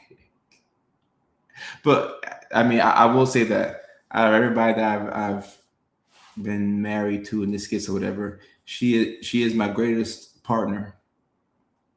When it comes to these kids, she is my greatest partner by far. Emily is the best. I know that doesn't help to quell the rumors, but that's facts. I've had some good partners, but she's the best. Now it's a similar. This is funny to me. As a symbol of your commitment, you will exchange vowels and stems. That's funny. That's funny. The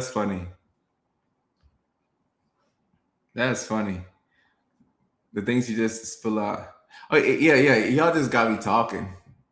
Y'all just got me talking today. Oversharing like it make you fakey. Maybe I need to get some more sleep. That's what I need to do. I'm just oversharing like it make you fakey.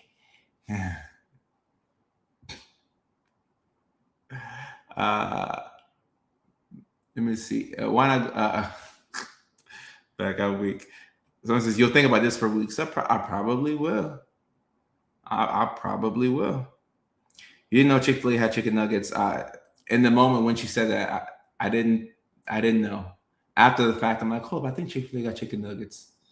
But I should have known that. Jake, I should have known that Chick-fil-A has chicken nuggets. As much as I give him my money, I should have known that.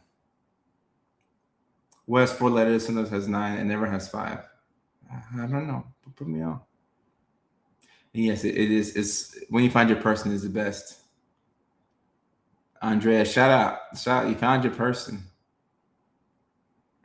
Jake, I appreciate you, my guy. Uh, 1 p.m. in Korea. It's 8:51 on the West Coast here in the United States. The haircut gave me this haircut that I would have been like. See, the haircut made me overshare. Mm. I need my main barber. I should never have cheated on my barber. I should never have cheated on my barber. So, oh my goodness. Why's your hair matted, baby? Oh, that's your ear. I was like, why is your hair matted? That's her ear. When you leave your person for self healing is the worst. Ooh. What do you mean by that, Jessica? Nice haircut, looks good. Thank you, Yolis. I appreciate that. I'm happy y'all like it. I'm happy y'all like it. I'm about to go back to my main barber. I was like, I ain't pleased. Oh, Kyle, I appreciate you. I appreciate you. Gabby on TikTok, I appreciate you as well. Jessica, thank you for coming on the live stream. I appreciate it. I appreciate it. I appreciate it. Landon says, where's the wife?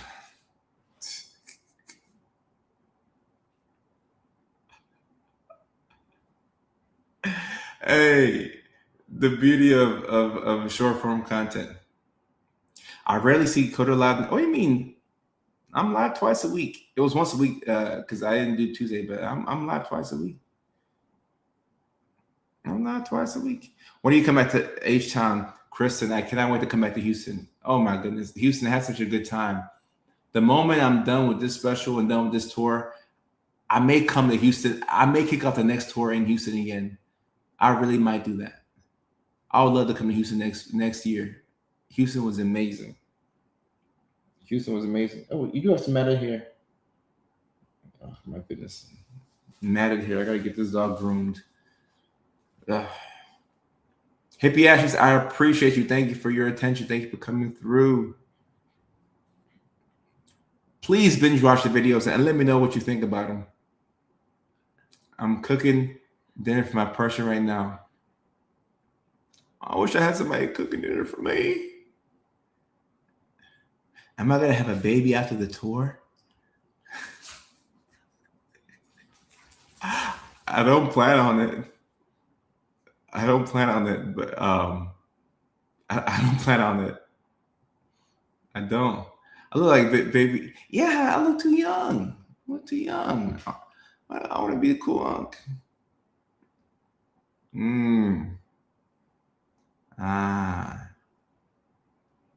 When you're unmasking, it does help to talk to your friends every now and then, or to force socialization when you're unmasking. Because when you're unmasking, you won't want to do anything because your capacity goes like this. Like literally, you can't do all the things that you were able to do, and that's very frustrating.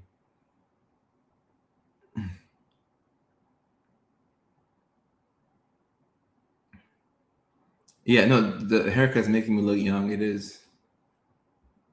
Denver, no Denver tour dates yet, but I'd love to add Denver. Where is Emily? Not here, but may have to get her here to satisfy y'all. Ooh. So the chicken teriyaki, I lost taste for it, but I think I might go back to it. I may go back to it. I am still on the empanadas though. I am still on the empanadas. So the empanadas have been carrying me through. But the chicken teriyaki and Diet Coke, I might go back to it. Because that's my safe food for real. Like the skit that we have on TikTok that's going viral right now about the safe food, or Emily talking about the lack of a safe food. I need me a good empanada right now. Apples and dill dip. Sick. Someone says, "Are you single?" We'll let that. We'll let my loyal supporters answer that question. Some my loyal supporters can answer that question. Somebody asks if I'm single. My supporters will answer that question. Gabby says, I need that therapy, comedy, inspiration. I'll have to YouTube. Gabby, all true learning is done on the job. You have to get up and go to open mic and do it. All true learning is done on the job. So the only way to do comedy is to tell bad jokes and get a little bit better. Tell a little bit less bad jokes, get a little bit better. Tell good jokes. You just have to do it. Are you single? Leilani says, eyes emoji. He's married. He has many wives.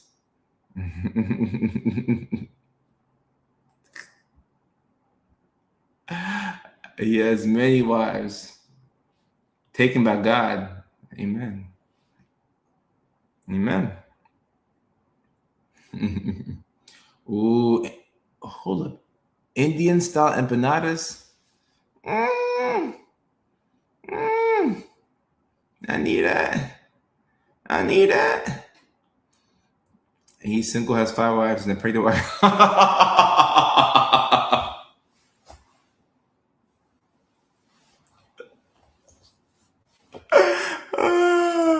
That's funny.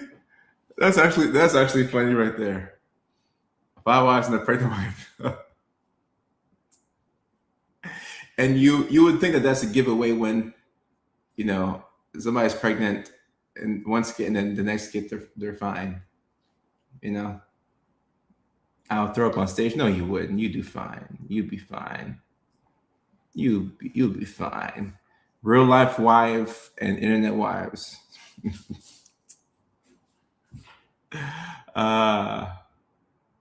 Samoas and a farmer all that shucking.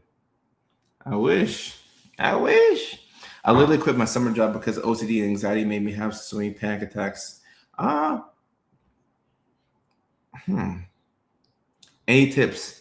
Well, I would say for panic attacks, sometimes having some ice in your hand or some sour candy can be helpful. Or maybe having a job that's more in line with what you want to do or somewhere where you feel more safe. 1 second here. Hey, Mom, how are you?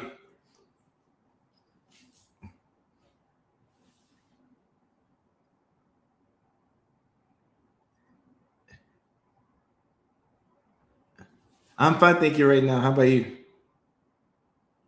Mm-hmm. Can I call you a little bit later? I'm on my live stream. I'll call you back. Okay, I'll call you for real. All right.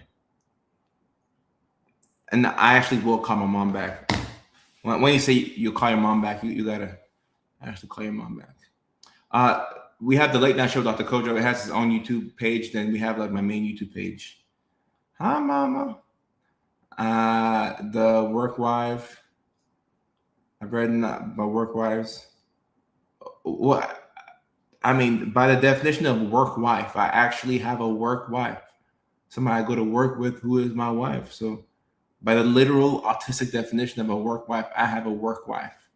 If that makes sense. If we're literally talking about a work wife. Everybody who says, oh, that's my work wife, whatever. Nah, they're not doing good things. They're not doing good things. Oh, that's my work wife. You ain't got no work wife. They ain't your work wife. Go home to your real wife. Ain't your work wife. I have an actual work wife.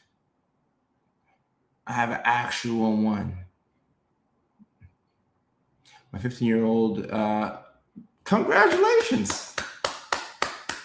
Lisa, congratulations. Congrats to your 15-year-old.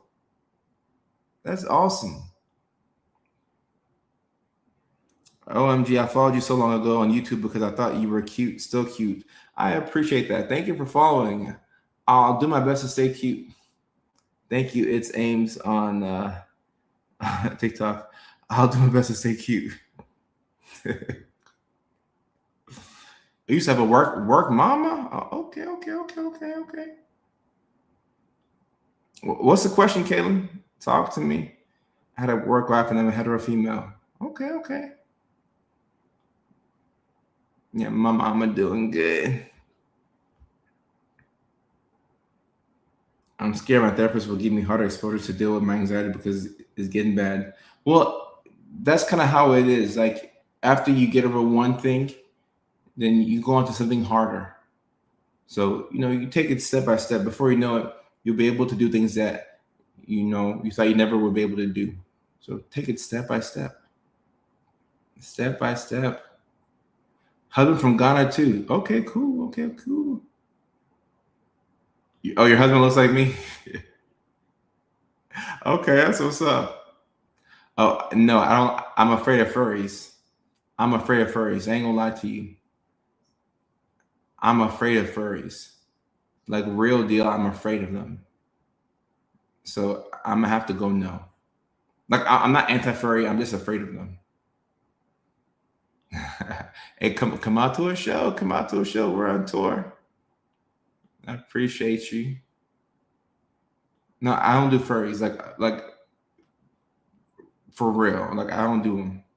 I don't. I'm so afraid of them. I'm so afraid of them. I don't know what happened to me as a kid, but I'm afraid of them. The problem with learning about how unfaithful people can be is it can consume your sense of faithfulness.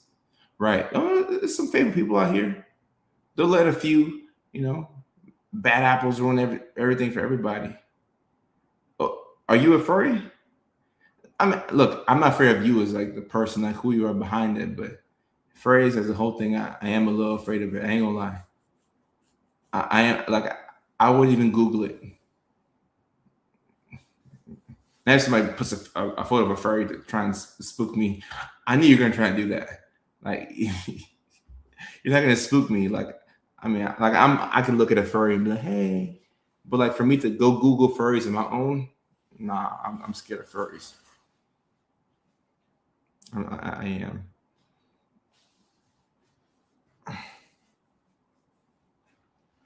Are furries like a kink thing? Like how's that work? I'm just afraid of them. Kristen asks, I'm afraid of Elvis. How do you handle a child with ARFID and now has not much interest in eating? Well, any kid that has, well, ARFID is a form of an eating disorder. Um, I think you have to kind of work with the child to find out what they like to eat. Sometimes parents get concerned when kids only like finger foods, but if finger foods is the only way somebody's going to eat, work with them until they, have the appetite for something else, and just make sure that they meet like a minimum level of nutritional needs. Kaylin, I appreciate you. Oh, yeah. So sports mascots are fine with me. That's the weird thing. I'm okay with sports mascots. I'm okay with everything.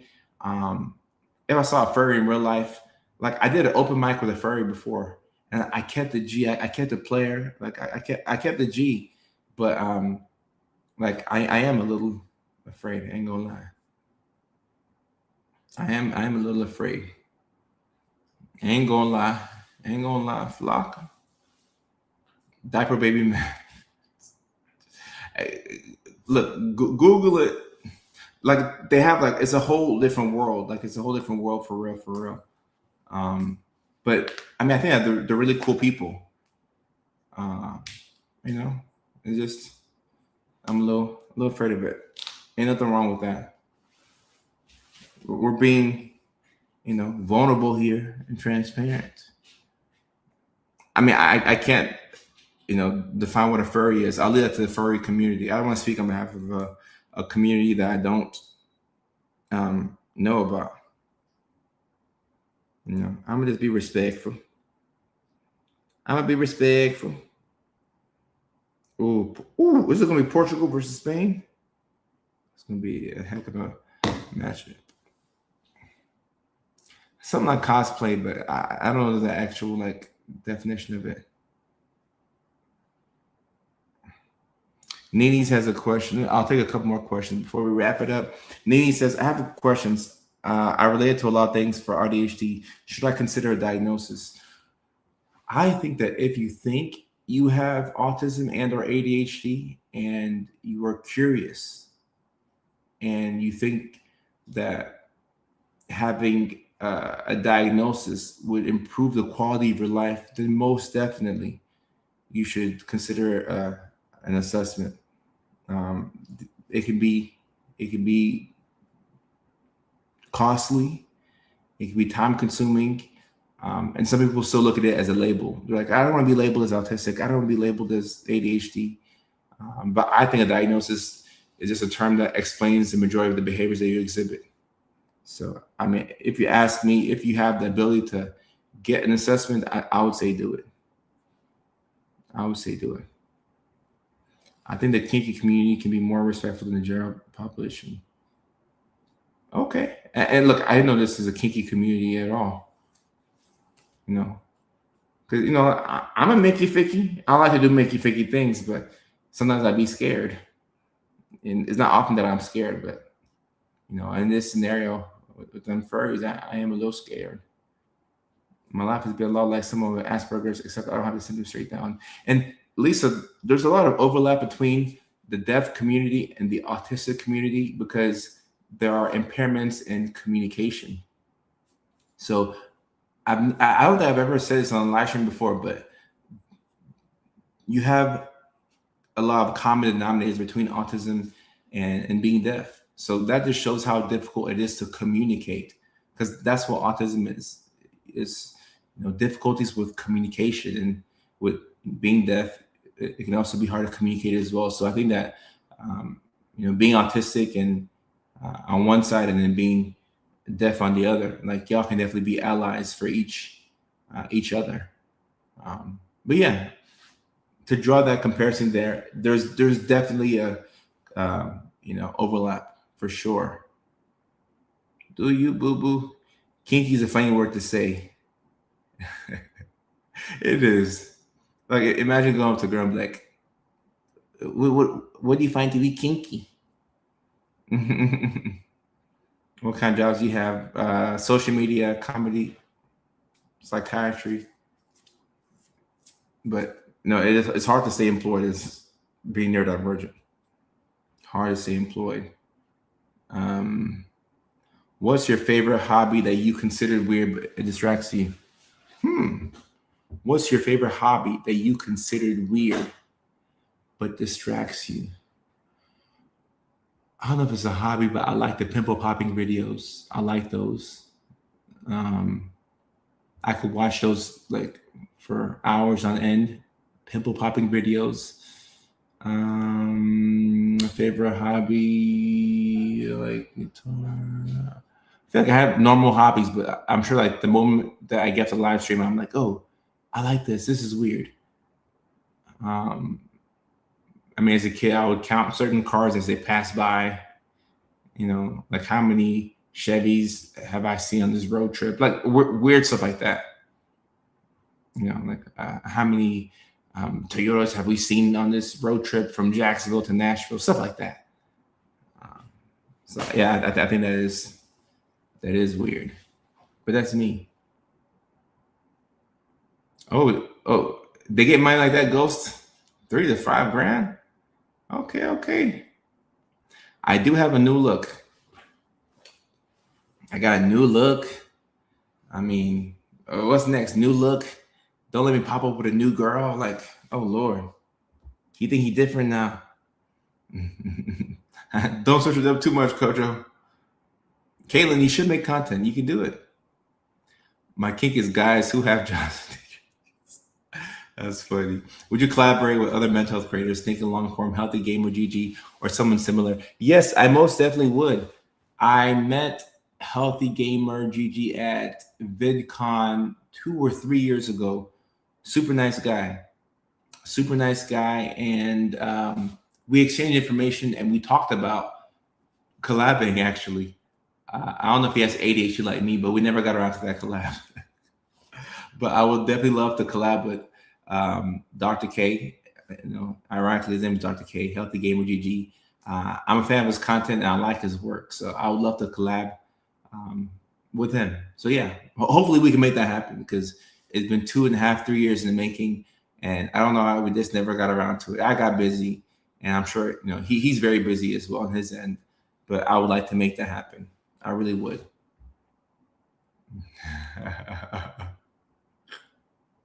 uh, yeah, Jessica, it gets a little weird over here. I can be weird sometimes. Most times. Most times. Yeah, I saw that. I'm not a big fan of that. I like digital, but some people like the actual games. So the PS6, I don't think it's going to be that popular. I agree. Pretty cool look. Thank y'all. How was my day? A long day, but now that we're at the back half of the day, it's been better. I made a pizza today, so that's cool. I made a pizza. I love the bluntness of the deaf community because we as autistics are also blunt. That's another similarity between the two. I didn't know that deaf people were that blunt. I was not aware. Kojo is treat, right? I should think so. I think it is. It's neurodivergent. That got me to your channel. Yeah, this is a big neurodivergent, a big neurospicy community for real. What toppings? Just a margarita pizza. But I don't like having a lot of cheese on my pizza, so I stripped off like 95% of the cheese. So it essentially was um, like baked bread. I hate having a lot of cheese. So I'm weird in that sense. Like when cheese is like just slamming all over the pizza. No, give me pizza with light cheese, very light cheese, almost like the cheese is not there. Light cheese. Chris, congratulations. Texas Tech, a Red Raider. You feel me? Too much cheese is not good. Too much cheese is not good. My son won't eat square pizza. Well, I ate the square pizza, but it with no cheese on it. MJ says, I love deep diving into conspiracy theories on TikTok. Okay, okay. And Brittany Smith says, the lack of hobbies make me question my diagnoses. And sometimes we have hobbies, but we just forget that, certain things are hobbies. And Lindsay Ellis, Dr. Lindsay Ellis says, I'm an educational researcher and adjunct. Okay. Okay. And Jessica says, my ex-husband is deaf, and I love the deaf, hard of hearing. You never have to guess intentions. I never even thought about that. Deaf people are blunt. Okay, okay. So yeah, I guess that the deaf community and the autistic community, there's a lot of overlap there. I will do some research on that, just my personal um, knowledge, because the more you talk about it, I'm seeing more overlap between the deaf community and the autistic community. I'm seeing it. I'm seeing it. Gypsy World, how are you? Anthony says, your wife reminds me of mine and my fiance's relationship, especially the safe food one you made. Oh, yeah. My wife is amazing. My wife, I have the best wife in the world. I really do. And we will find her some safe food because she hasn't eaten in 30 hours. And that's not good. So we will find her some safe food. Don't you worry. Yeah, best wife in the world.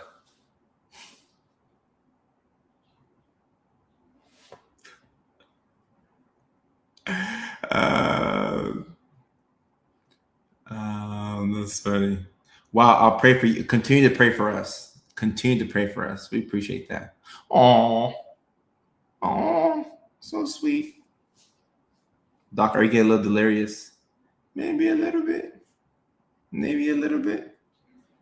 Anthony says, I do the same thing. Like there are some days she doesn't eat all day and I DoorDash her food. Oh, that's so sweet. So sweet. Gypsy, you really do teach us a lot about neurodivergence. Yeah, I just tell y'all about things that have happened in my life. And that's one thing I will say about the skits. Almost every single skit comes from a real life experience. I will say that. Now that part is 1,000% authentic. Almost every single skit, something that's happened to me in real life.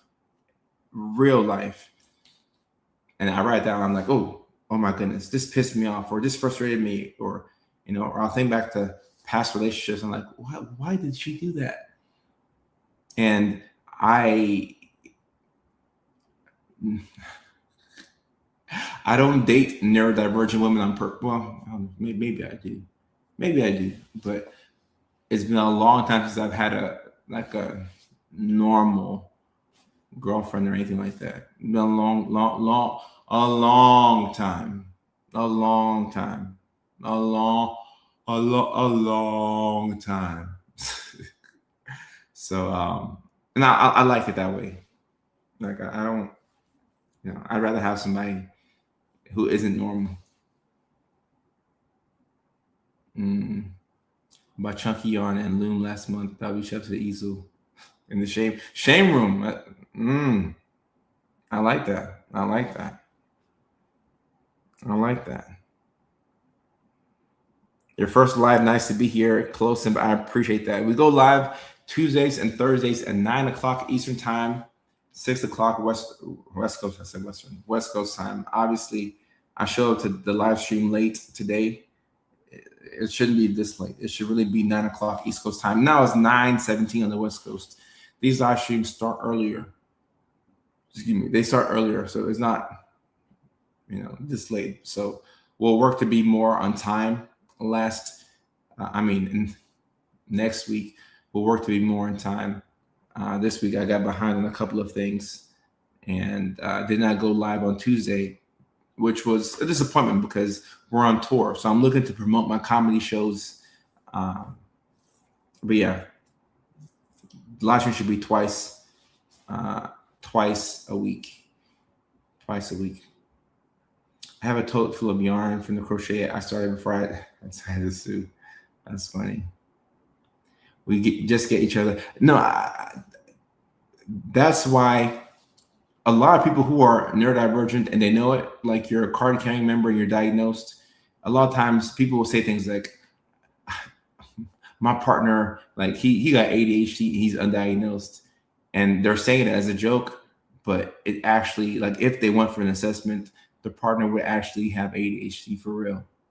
Because if you are neurodivergent and you get along really well with somebody, there's a reason why you get along well with them. There's a reason why. Y'all speak the same language. You speak the same language. Jessica says, ever coming to Tennessee for some of your shows? Jessica, the second city on my tour was Nashville. And that was May 31st. So a little over a month ago. We had 2 amazing shows in Nashville. Man, Nashville was amazing. I would love to come back to Tennessee. My people are in Tennessee, so I would love to come back. I would love to come back. Is it normal for people with ADHD to have bouts of feeling nothing, like emotionally numb? I don't know about normal, but there are definitely times where we feel like that. Yeah, Jessica, you just missed it. I got to come back to Nashville, though. I got to come back to Nashville. And Jiffy says, my partner is schizophrenic and tells me he thinks I'm autistic. There is some overlap between schizophrenia and autism. There is. I mean, look, you could be autistic. Could be autistic. Could be autistic. And let me review a couple of my tour dates. Take Me With You, love Nashville. Oh, I love Nashville too. Nashville is so, Jasmine, Nashville is amazing. If you haven't been, you got to go. You got to go. I had a great time in Nashville. Let me review my tour dates. I'll read them out one more time. At the Nashville show, I info-dumped the physiology of drinking on an empty stomach, and the other neurodivergent guy at the table really enjoyed that. No, we are a people. It's a big community. It really is. It really is a big community. And the shows that we have coming up, July 25th, Springfield, Massachusetts. July 26th, Beverly, Massachusetts. August 8th, Little Rock, Arkansas. August 14th, Baton Rouge, Louisiana. August 16th, Huntsville, Alabama. September 11th, Detroit, Michigan. September 17th, Chandler, Arizona. September 23rd, Cleveland, Ohio. September 24th, Columbus, Ohio. September 30th, Virginia Beach, Virginia. October 1st, Richmond, Virginia. And then December 3rd, San Diego, California. We have no show scheduled for November, but we will look to add some shows in November. Des Moines, Iowa. Hopefully, I could add one in Iowa. I've never been to Iowa. And yes, I will not forget to call my mom. I will not forget to call my mom. Thank you for that. These are comedy shows, Silvana. These are comedy shows. July 25th, Houston for Kristen's. Kristen, you missed the Houston show. Is it hard for an ADHDer to be able to envision a future in a relationship?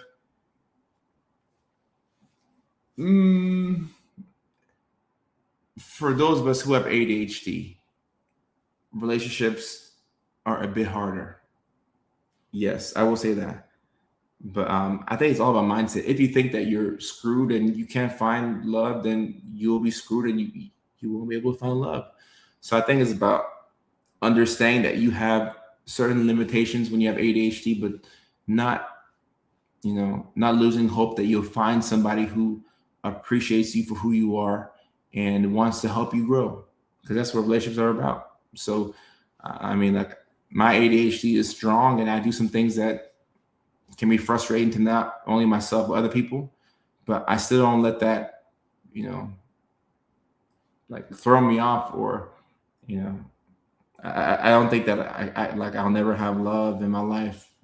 I'll be annoying. I'll be a drama queen to people, but I'm worth being loved on, and I believe that I deserve it. So you have to have that mindset even when you're having a really bad day.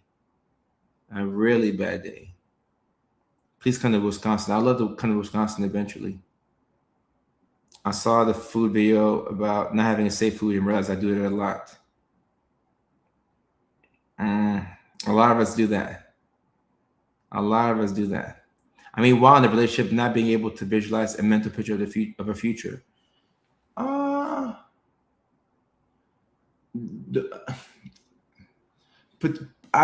Potentially, but I think that's not specific to ADHD. That's all of us.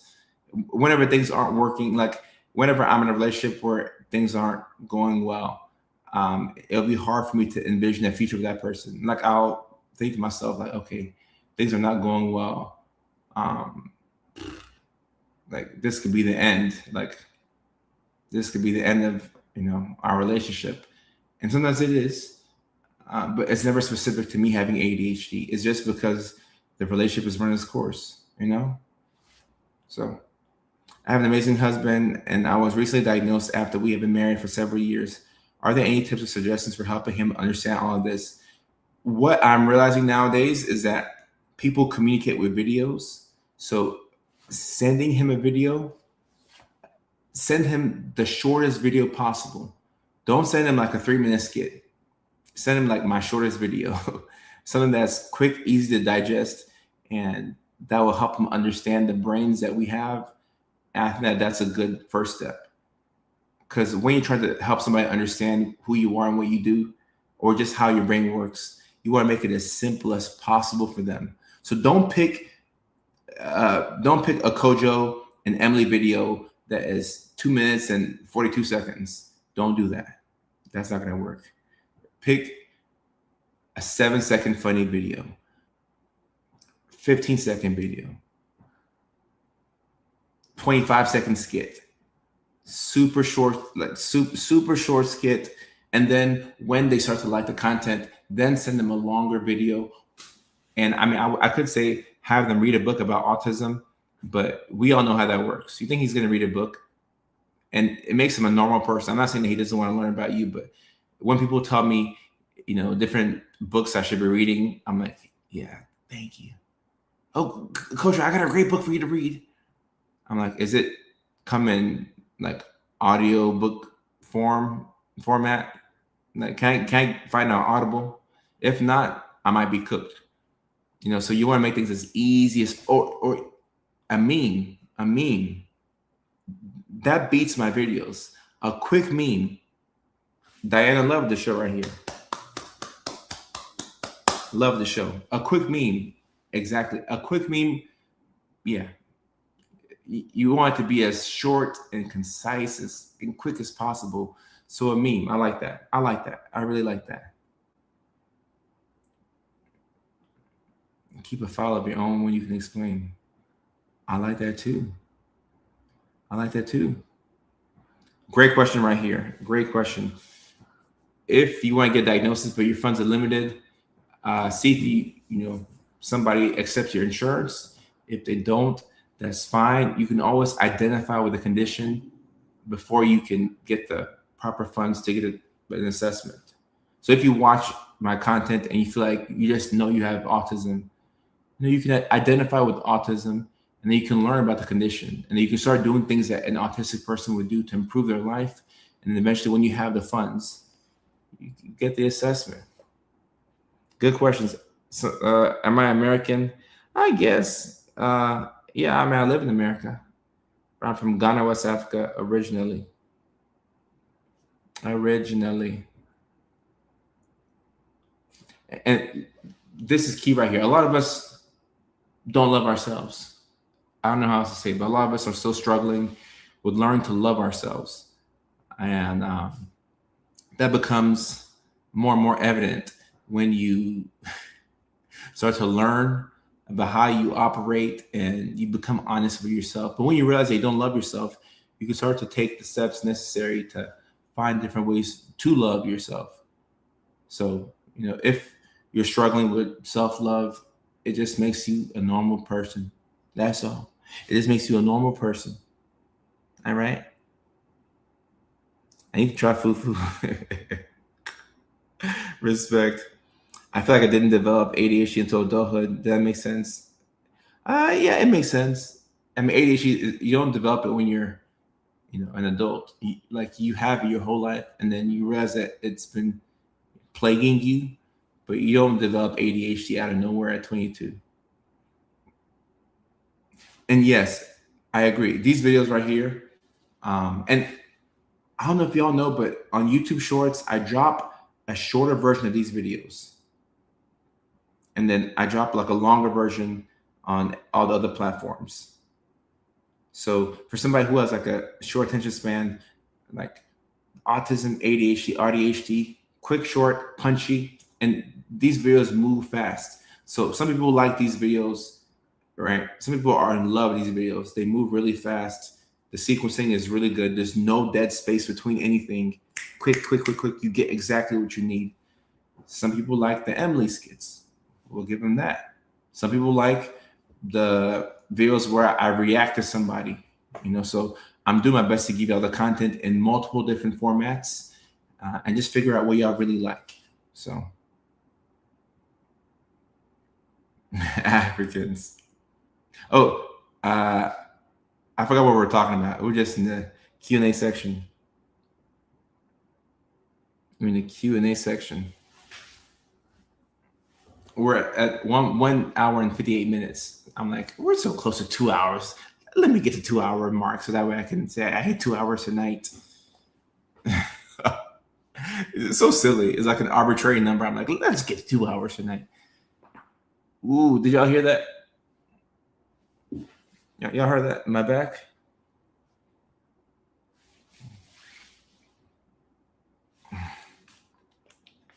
What a time.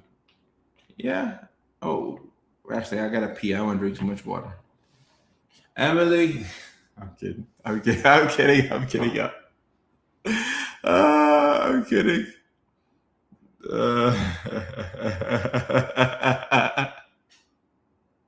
I need a chiropractor. Sheesh, I might need one. Dyslexia was my childhood diagnosis. Adulthood new diagnosis. So it says, oh no, Emily, don't do it. Stand up so you don't get a pressure ulcer. You're right. I should be standing up so that way I can scratch. Been sitting for 2 hours. You're right. Whoever said that. Good thing I'm wearing pants today. Good thing I actually decided to wear pants for this live stream. That would not have been good. Gotta scratch. Isabella, ask your question. Get it in real quick. Get your question in. Thank you for saying that. I don't need no pressure ulcer. You cracking makes me want someone to crack your back. Okay. Good for who? Oh, it's okay not to be normal. Who even wants to be normal? I don't want to be normal. I like being weird. Yes, I have a workout routine. So, workout. That was an unattractive sound. I work out 5-6 times a week. As of late, I've been doing 5 days a week.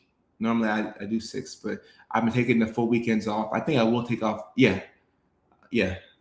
I'll take off the weekend. So I'll hit the gym one more time tomorrow. That'll be 5 times this week. Then I'll take off Saturday, Sunday. What I do is I have upper body. So upper body, I have 2 of those. You have push day, which is benching. Then you have pull day, which is, curls, back and buys. Then I have a leg day. I'll do a leg day. Then I'll do the next day, I'll do a cardio day. Then the next day I'll do push day once again. And then we just keep rotating like that. That's the workout schedule. I drive past the gym. Does that count? A little bit. You're getting closer. Is it possible to do Psych MP part-time? Yeah, it's possible to do Psych MP part-time. There's a lot of part-time gigs. You don't have to do it full-time. You don't have to do psychiatry you don't have to do anything full-time, but you could definitely do there's so many part-time psychiatry jobs. Yeah. So yes, you can do it part-time.